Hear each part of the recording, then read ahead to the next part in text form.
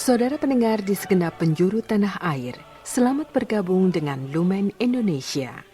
Lumen Indonesia siap melayani Anda setiap hari.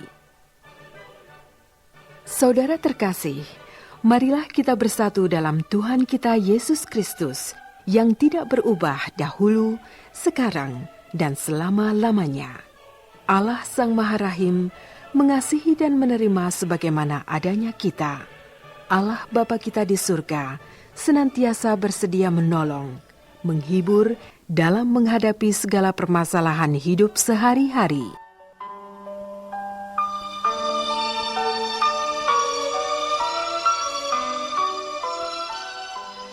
Saudara-saudari, marilah kita mendengarkan renungan dengan judul Kasih Allah kepada kita.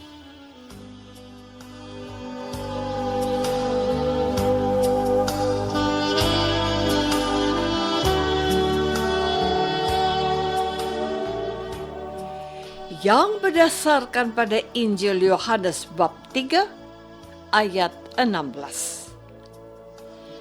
Karena begitu besar kasih Allah akan dunia ini, sehingga Ia telah mengaruniakan anaknya yang tunggal, supaya setiap orang yang percaya kepadanya tidak binasa, melainkan beroleh hidup yang kekal.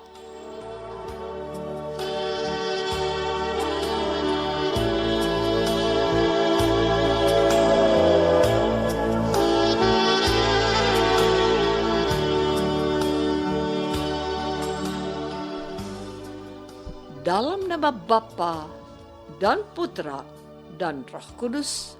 Amin. Saudara-saudari terkasih dalam nama Tuhan Yesus Kristus. Ayat yang saya kutip pada hari ini merupakan ayat kunci dan menjadi ayat yang disukai oleh para pengkhotbah. Saya katakan bahwa ini adalah ayat kunci, sebab hanya karena oleh cinta Allah sajalah manusia diselamatkan. Keselamatan kita bukan karena hasil usaha kita, melainkan anugerah cuma-cuma yang merupakan inisiatif dari Allah sendiri. Berabad-abad lamanya, bangsa Israel, orang-orang Yahudi hidup dalam tuntunan para nabi. Mereka hidup dengan menaati hukum Taurat dan ajaran para nabi. Namun, mereka tetap menjadi orang-orang yang tidak setia kepada Yahweh yang harus disembah. Mereka sering membelakangi Allah dan tidak mendengarkan apa yang dikatakan oleh para utusan Allah dan para nabinya. Apakah Allah kecewa dan marah? Tentu saja. Namun, kasih-Nya lebih besar kepada mereka. Buktinya ini. Ia mengaruniakan anaknya yang tunggal, supaya mereka beroleh hidup yang kekal. Saudara-saudari terkasih, ayat yang saya kutip hari ini juga menjadi ayat kesukaan para pengkhotbah, sebab mereka juga termasuk dalam lingkaran jangkauan kasih Tuhan yang harus mereka katakan kepada para pendengarnya. Tuhan itu baik, bahkan sangat baik.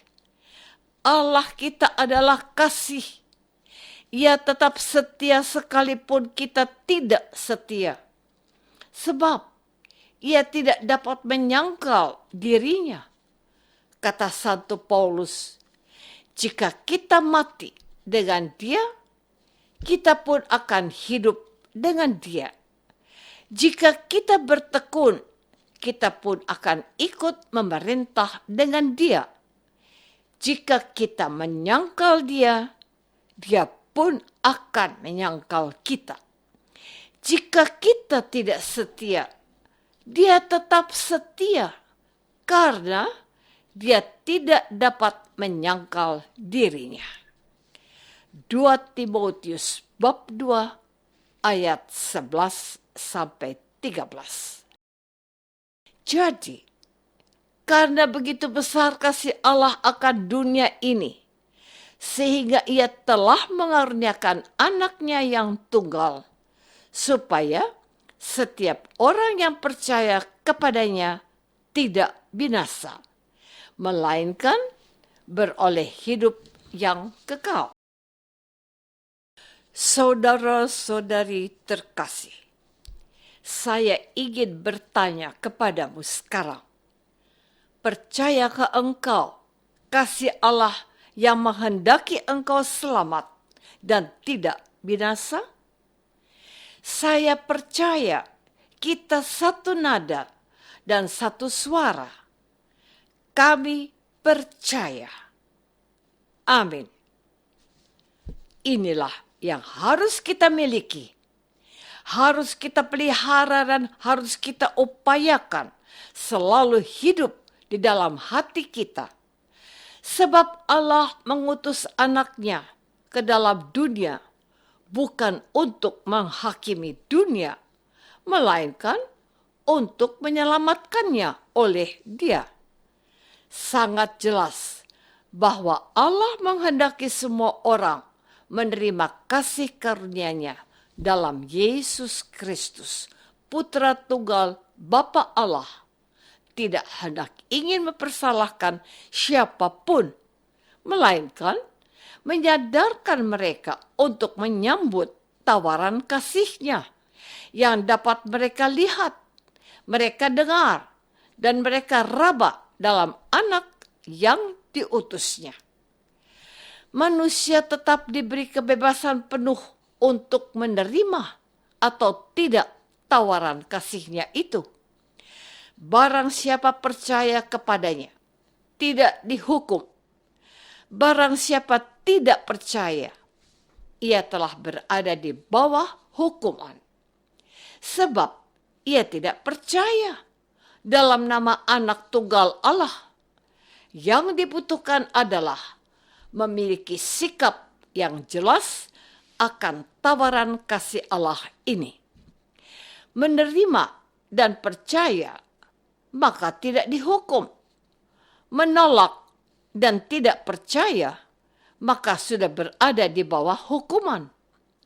Sikap yang jelas sangat dibutuhkan. Inilah firman-Nya. Aku tahu segala pekerjaanmu, engkau tidak dingin dan tidak panas. Alangkah baiknya jika engkau dingin atau panas. Jadi, karena engkau suam-suam kuku dan tidak dingin atau panas, aku akan memuntahkan engkau dari mulutku.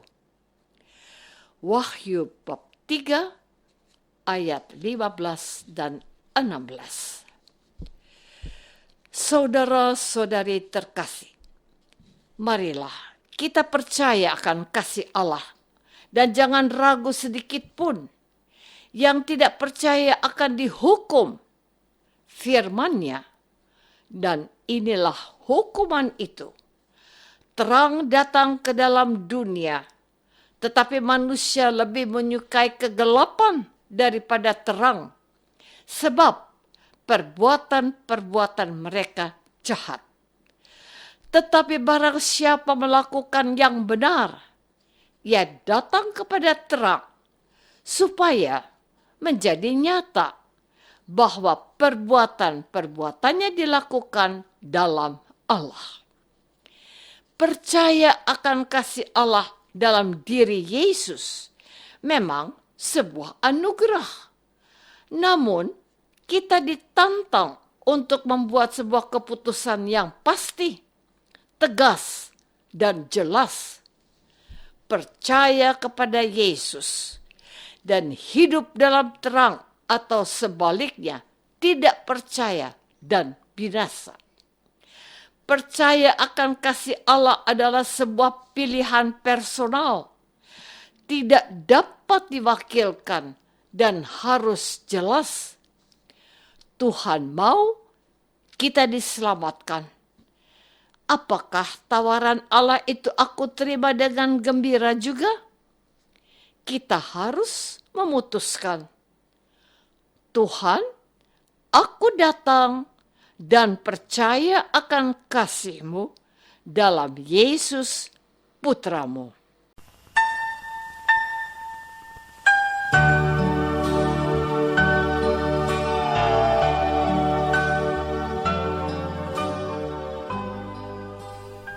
Saudara terkasih, marilah kita masuk dalam saat hening sejenak untuk meresapkan renungan yang baru saja kita dengar bersama dalam kehidupan iman kita masing-masing.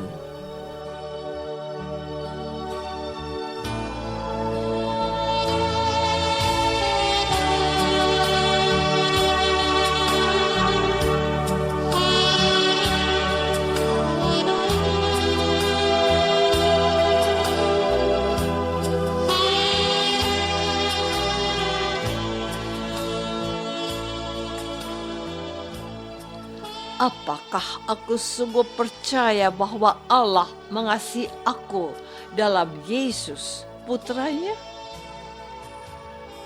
Marilah kita berdoa. Bapa yang Maha Baik, terima kasih sudah membuka hati kami untuk menyadari kembali bahwa cinta-Mu pada kami tak ternilai karena pengorbanan Yesus. Tambahkanlah iman kami kepadamu, Yesus Kristus, Tuhan dan pengantara kami. Amin.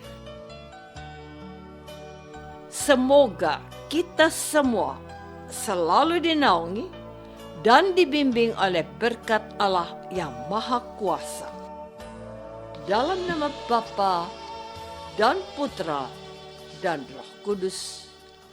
Amin.